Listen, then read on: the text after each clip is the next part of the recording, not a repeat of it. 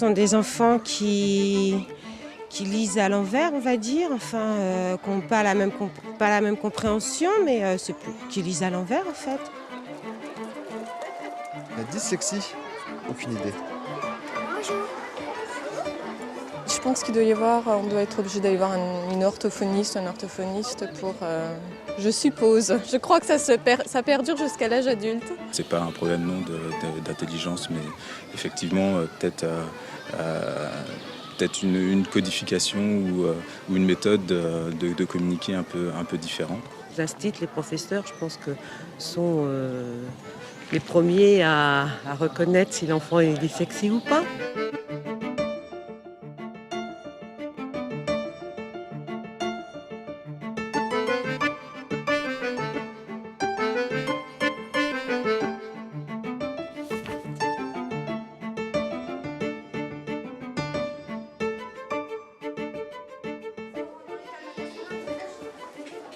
Dans l'apprentissage de la lecture, chaque élève évolue à son rythme. Il y a des élèves qui vont rentrer très rapidement dans la lecture et il y en a d'autres pour lesquels il faudra plus d'entraînement. En général, on a 3 enfants par classe en moyenne chaque année, vraiment qui présentent des troubles. Parce qu'après, il y en a d'autres, ce n'est pas des troubles, c'est simplement le temps qu'ils doivent se mettre pour rentrer dans la lecture qui est un peu plus long. Catherine!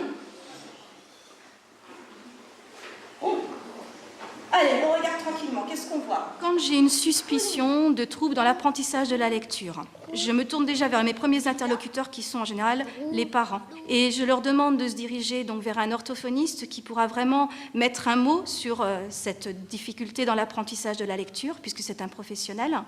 Histoire du bébé ours. Pata, pata, pata, pata. C'était le bruit des pas de papa ours. La maîtresse nous a contactés, en fait, mon mari et moi, en nous disant qu'elle avait remarqué des petits soucis de retard sur l'apprentissage de la lecture par rapport à Marie. Qu'en fait, elle faisait aussi elle butait en fait sur certaines syllabes, sur certains mots qui comprenaient certaines lettres, comme les P, les B, les D. Mon handicap, moi je le connais pas tellement depuis si longtemps que ça, parce que c'est naturel pour moi d'écrire avec des fautes. Donc à partir du CP, l'apprentissage de la lecture a vraiment été difficile, à savoir qu'au bout d'une semaine déjà, il décrochait. Et donc, d'un commun accord, en fait, nous avons pris rendez-vous chez une orthophoniste. Qui a fait un bilan, qui a posé le diagnostic, et qui a bien dit qu'il était dyslexique, puisqu'il peut y avoir d'autres choses.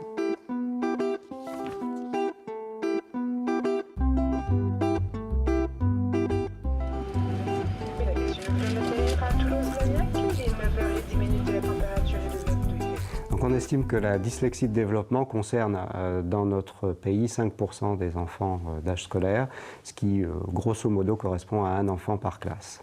En faisant un rapide calcul, on s'aperçoit que dans notre région, la région PACA, ça correspond à des besoins éducatifs particuliers en premier et second degré pour 45 000 enfants.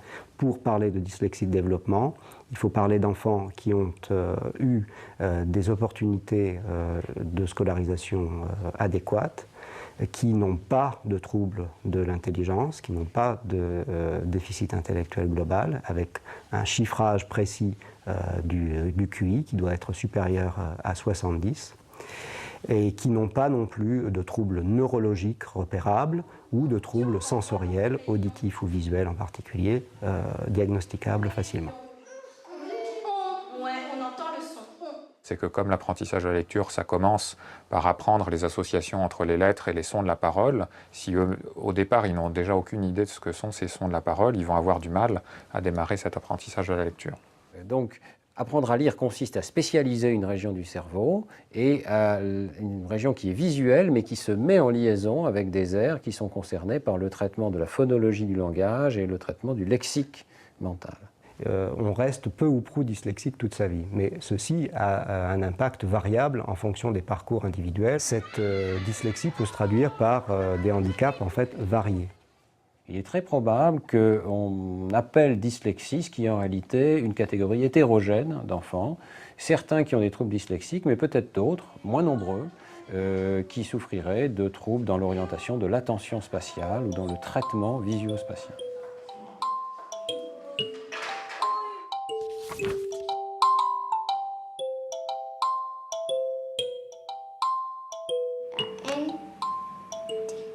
Oui. On en trop. T en B. Ok, tu peux le faire à l'envers? T en B. P. T. Tu le vois dans ta tête? Attends. T. R. O. P. Ouais. P. O. R. O. P. T. Il y a beaucoup de lettres là, non? Alors, un centre de référence, c'est un secteur hospitalier qui est multidisciplinaire, c'est-à-dire qui comporte tous les acteurs nécessaires pour permettre de mieux comprendre les difficultés d'un enfant et donc de lui faire un projet thérapeutique et pédagogique adéquat. Tu le veux celui-là ou non? T'as un crayon, c'est bon. Je te montre? Oui. Tu regardes bien les lettres.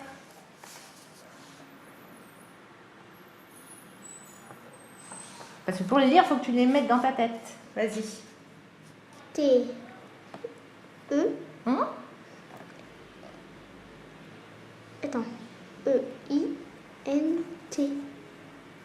Il faut ensuite les acteurs paramédicaux et en particulier les orthophonistes qui sont la base essentielle de la rééducation des troubles du langage écrit. Il y a d'autres acteurs paramédicaux pour d'autres troubles.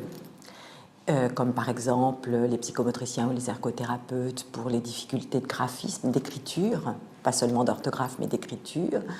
Il faut des neuropsychologues pour les évaluations des fonctions plus complexes, exécutives, attentionnelles, dont peuvent souffrir les enfants qui ont des difficultés de langage écrit.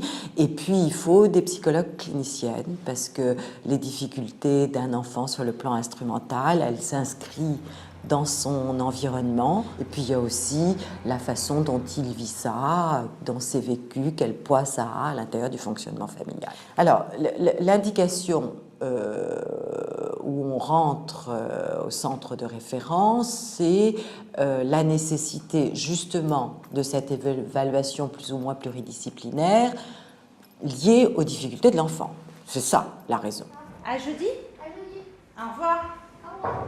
Dans le travail de recherche clinique d'un centre de référence, c'est de donner tous les éléments avec des études scientifiques de recommandation de bonnes pratiques. Ça, c'est un rôle essentiel des centres de référence.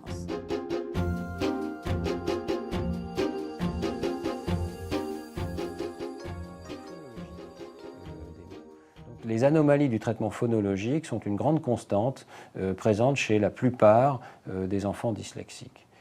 C'est-à-dire un déficit, une difficulté dans la représentation et la manipulation des sons de la parole. Dès que nous lisons, une région cérébrale située dans le cortex de l'hémisphère gauche met en connexion 3 aires impliquées dans la vision, la prononciation et l'articulation, et le lexique mental. Selon cette théorie, l'origine de la dyslexie est définie comme un trouble du traitement des sons qui perturbe l'acquisition du langage écrit.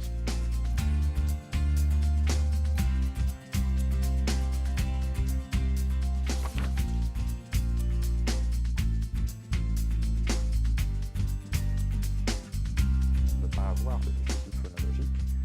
Et donc, la seconde hypothèse, qui est probablement correcte pour une minorité d'enfants dyslexiques, c'est l'hypothèse d'un trouble visuel.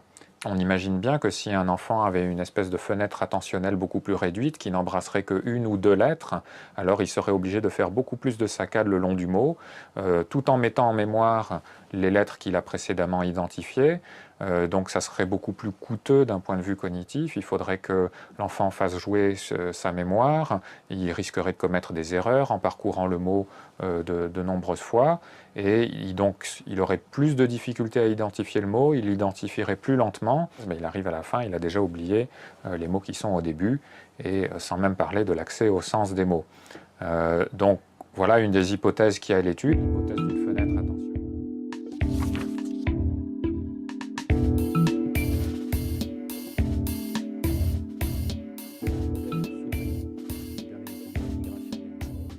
commence à comprendre que la migration des neurones est impliquée de façon très étroite dans la dyslexie. Il se trouve que les neurones naissent dans une région cérébrale différente de celle à laquelle ils sont destinés. Et donc, ils doivent migrer de la région de leur naissance vers la région cérébrale dans laquelle ils vont accomplir leur fonction. Et c'est ce processus qu'on appelle la migration neuronale. Si ce processus est perturbé, la région cible dans le cortex va être désorganisée. Il va y avoir des petits amas de neurones qui vont se créer, qu'on appelle des dysplasies. Il va y avoir également des anomalies dans le processus de plissement du cortex, qui va éventuellement être repérable ensuite par imagerie macroscopique. Ce sont des petites structures de l'ordre du millimètre ou un petit peu moins d'un millimètre.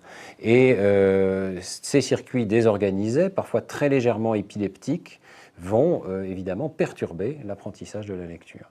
Donc ce n'est pas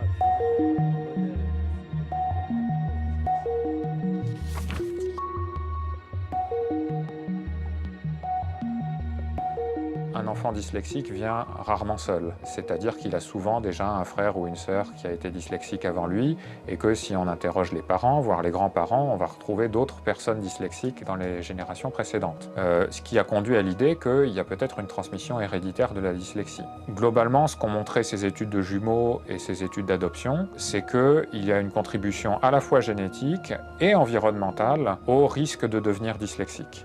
L'environnement langagier dans lequel grandit l'enfant, qui sont la manière dont on lui apprend à lire, qui sont les difficultés orthographiques de la langue, qui modulent aussi les facilités d'apprentissage de la lecture, etc.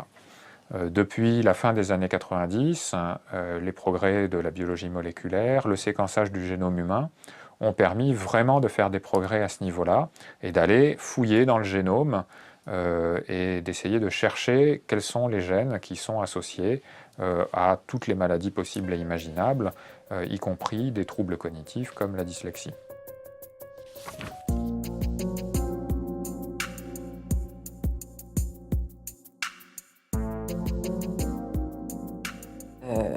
Il n'y a pas la dyslexie. Vous avez sous ce générique de dyslexie, pour ne parler que de la dyslexie, pas des autres troubles des apprentissages, vous avez une infinité d'enfants différents, tant sur le plan de leur fragilité ou non psychologique, sur le plan aussi même intelligent, vous avez des enfants qui ont des moyens de compensation supérieurs à d'autres, sur le plan de la sévérité de leurs troubles, etc. Donc il faut, si vous voulez, une espèce de souplesse des moyens. Il faut commencer à avoir des inquiétudes lorsque on s'aperçoit que, disons, à la fin du printemps du CP, la mise en correspondance des syllabes avec leur équivalent phonologique reste extrêmement tâtonnant et hésitant.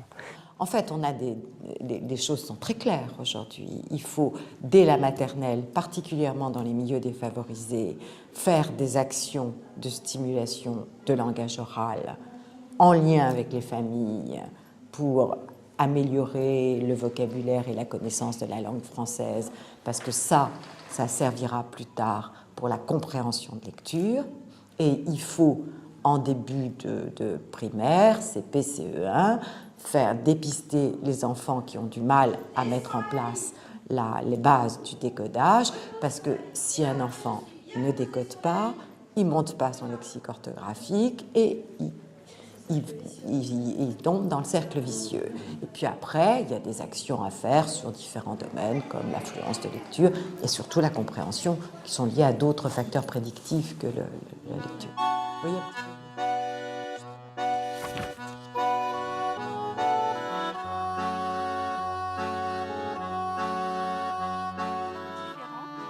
On va travailler des compétences différentes, à savoir des enfants pour lesquels ils sont lecteurs, on va leur demander de travailler sur le sens d'un texte, et d'autres enfants qui passent encore par le déchiffrage, on va plus travailler sur le repérage des lettres, le repérage des sons, pour lire des syllabes, des mots et un texte plus tard. Même chez l'enfant dyslexique, comme chez l'enfant normal, le facteur clé ensuite de l'automatisation de la lecture, c'est la quantité de lecture qui est pratiquée chez l'enfant. On comprend de mieux en mieux ce qui marche et ce qui ne marche pas dans le domaine de l'éducation. La décomposition du mot en lettres et l'apprentissage des correspondances systématiques entre les lettres, les combinaisons de lettres qui forment les graphèmes et les phonèmes correspondants, qui est la bonne méthode d'apprentissage de la lecture dans le cerveau. Il avait une super orthophoniste. Et je crois que là, c'est très important de tomber sur la bonne personne. Elle est orthophoniste, spécialiste, je pense, de dyslexie, mais aussi, entre Charles et elle, il y avait quelque chose. Et du coup, il a toujours été avec plaisir. Il n'a jamais râlé pour y aller. Jamais. Évidemment, la rééducation orthophonique ne va pas réparer les anomalies de la migration neuronale, mais elle va promouvoir une réorganisation du cerveau de l'enfant qui va lui permettre quand même de récupérer partiellement les fonctions cognitives déficitaires et aussi d'utiliser de la meilleure manière les autres fonctions cognitives qui sont préservées pour arriver à faire la même chose d'une manière un petit peu différente. Et c'est finalement ça qu'on observe chez les personnes dyslexiques.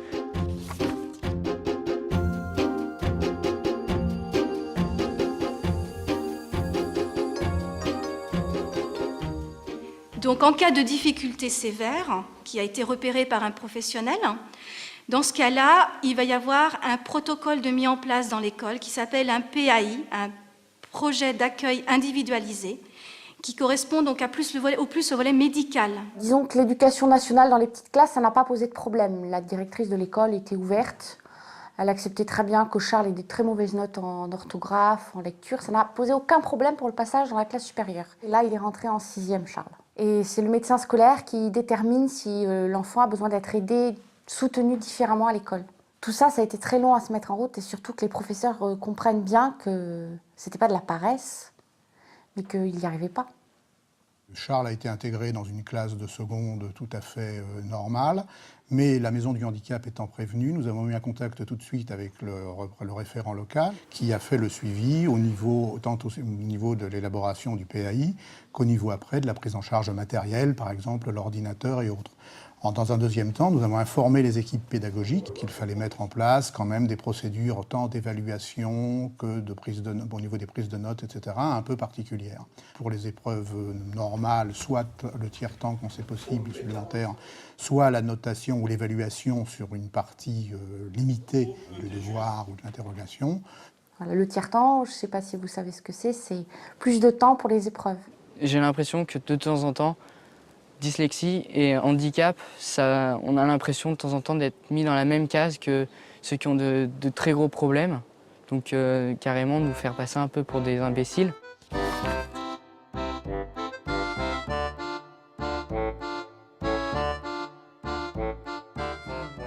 D'une région, d'un bassin de population. Donc il est absolument fondamental que ce centre de référence ait une action d'information, en particulier des informations et formations auprès des enseignants. Les enseignants demandent et ils ne demandent qu'à faire, ils demandent à savoir. Des actions évidemment d'information aux parents, ce qu'on a beaucoup plus de mal à faire parce que le temps est limité. Et on s'est aperçu que vraiment une réponse pourrait être le centre de ressources. Les familles ont besoin d'être orientées. On travaille avec les réseaux, avec les CHU, avec les libéraux, mais on essaye d'être un peu le lien. On est en amont de l'hôpital pour les bilans et en aval pour l'explication des bilans qui auront été faits.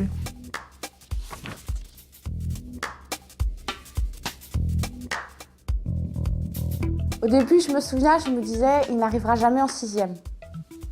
Il est rentré en 6e, je me disais, il n'arrivera jamais en seconde. Maintenant, il est en première S, il ne se débrouille pas si mal que ça. Mais c'était dur quand même, c'était dur. Et on s'aperçoit que très souvent, le vécu est plus lourd finalement dans leur histoire que le trouble lui-même. Et ces séances d'orthophonie lui ont permis de passer du groupe 2 au groupe 1 et d'ailleurs, elle en est très fière. Les chercheurs dans le domaine biomédical, les médecins, les orthophonistes, psychologues et autres spécialistes du développement des fonctions cognitives, ainsi que les enseignants et les psychologues qui interviennent en milieu scolaire et les médecins scolaires doivent apprendre à travailler ensemble. Je pense que ce n'est jamais terminé, qu'il y a toujours des progrès à faire et que nous, en tant qu'enseignants et en tant que pédagogues, on a toujours beaucoup de choses à apprendre. La pédagogie est un monde très ouvert et très complexe et qui n'a pas de fin.